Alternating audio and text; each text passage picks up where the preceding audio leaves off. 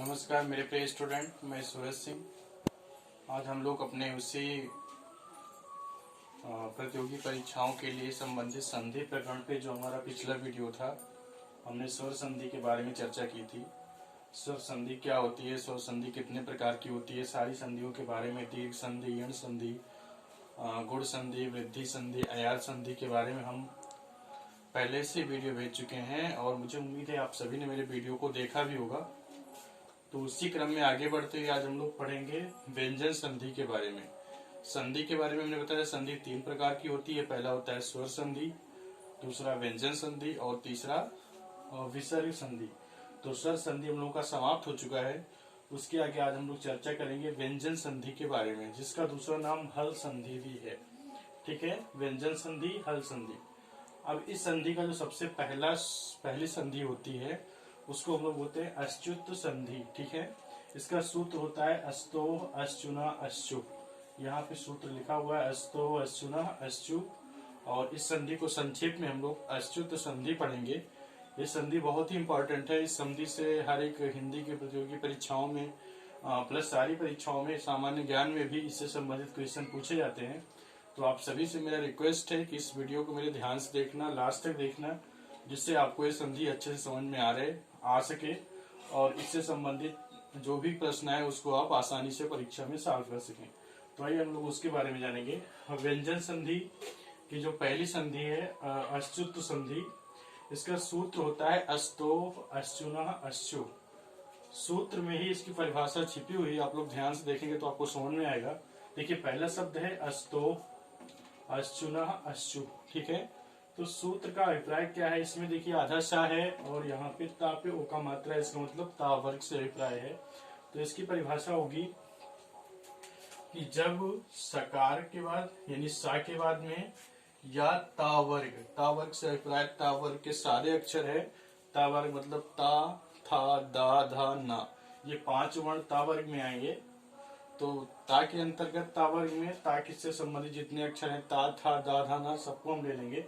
तो सूत्र की परिभाषा होगी जब सकार या ता वर्ग के बाद सकार या चा वर्ग आए। ठीक है, यहाँ से ध्यान से देखिएगा, यहाँ पे लिखा हुआ है जब सकार या ता वर्ग के बाद में मतलब उसके पश्चात। ठीक है, तो जब सकार या ता वर्ग के पश्चात यानी बाद में ये वाला सा है, यानी यहाँ पे दंती सा है और यहाँ पे तालव्य सा है, तो इस सा के बाद में अगर ये वाला सा आ रहा है या फिर ता वर्ग मतलब ता, था, दा, धा, ना के बाद में चा वर्ग, चा, छा, जा, झा, इया, चा वर्ग में पूरे वर्ण आ जाएंगे। चा आएगा, छा आएगा, इया आएगा, सारे वर्ण आ जाएंगे। तो इस तरह से अगर ता वर्ग के बाद चा वर्ग आए, यानी जब सकार या ता वर्ग के बाद में सकार या चा वर्ग आता है तो क्या होता है, सकार और ता वर्ग के स्थान पे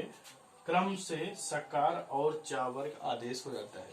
एक बात ध्यान से देखिए, परिभाषा थोड़ा आपको समझने में थोड़ा ध्यान से समझेंगे तभी समझ में आएगी। यानी कहने का अभिप्राय क्या है कि जब सकार या ता वर्ग के बाद में सकार या चा वर्ग में योग आता है, ठीक है,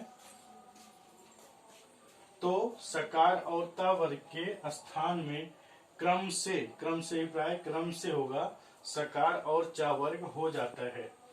जैसे एग्जाम्पल के द्वारा समझिए, हमने एक शब्द लिखा हरि सेते। हरि सेते मतलब भगवान शयन कर रहे हैं, हरि सो रहे हैं, तो इसका जब हमने विग्रह किया तो हो गया हरिस प्लस सेते। अब यहाँ से ध्यान से देखिए, यहाँ पे दंती सा आ रहा है और यहाँ पे तालव्य सा आ रहा है। यहाँ पे परिभाषा में बताया गया इस सकार के बाद में अगर ये सकार आए तो इसके स्थान पे ये आदेश हो जाएगा। तो यहाँ पे सा आ रहा है, यहाँ पे तालव्य दंती सा है, यहाँ पे तालव्य सा है, तो हरिस प्लस सेते बराबर फिर इस वाले सा को तालव्य सा आदेश हो जाएगा। तो यहाँ पे डबल तालव्य सा होगा तो शब्द बन जाएगा हरिस सेते। ठीक है, इसके बाद दूसरा एग्जाम्पल है रामस चिनोती। रामस चिनोत शब्द है, तो यहाँ पे दंती सा है और यहाँ पे चा है। इस सा के स्थान पे यहाँ पे क्या रहा है, चा रहा है, तो इस सा का क्या हो जाएगा, दंती सा आदेश हो जाएगा, दंती सा। तो इस तरह से शब्द बन जाएगा रामस चिनोती। ठीक है, फिर नेक्स्ट वर्ड है सत्यचित। यहाँ पे ता है, यहाँ पे चा है, तो ता के बाद में अगर चा रहा है तो ता के स्थान पे चा आदेश हो जाएगा तो बन जाएगा सच्चित। ठीक है, तो इस तरह से ध्यान से देखिए सारे सूत्र लागू हो रहे हैं। फिर नेक्स्ट वर्ड है सत्य शिष्या। यहाँ पे ता है और यहाँ पे सा है, तो ता के स्थान पे चा आदेश हो गया तो हो गया सच शिष्या। फिर सार्किन जया, फिर यहाँ पे देखिए सार्किन जया में सार्किन प्लस जया, यहाँ पे ता वर्ग का अंतिम वर्ण ना आ रहा है और यहाँ पे जा आ रहा है, तो इस तरह से इसके स्थान पे यहाँ आदेश हो गया तो हो गया सार्किन जया। तो इस तरह से ये सारे उदाहरण जो यहाँ पे दिए हुए हैं वो सब अच्युत संधि के हैं और इस पे उदाहरण के द्वारा परिभाषा बताई गई, सारे नियम सारे सूत्र लागू हो रहे हैं।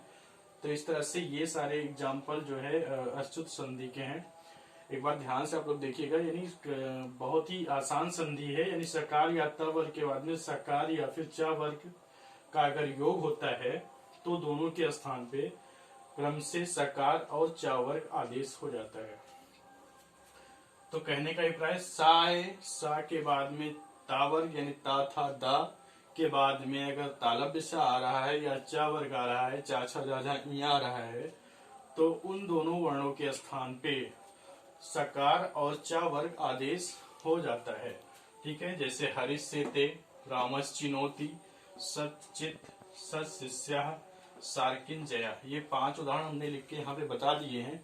बाकी ढेर सारे उदाहरण बनेंगे इसके, आप लोग अपने बुक में पढ़िएगा, ध्यान से देखिएगा तो आपको ढेर सारे एग्जाम्पल मिलेंगे।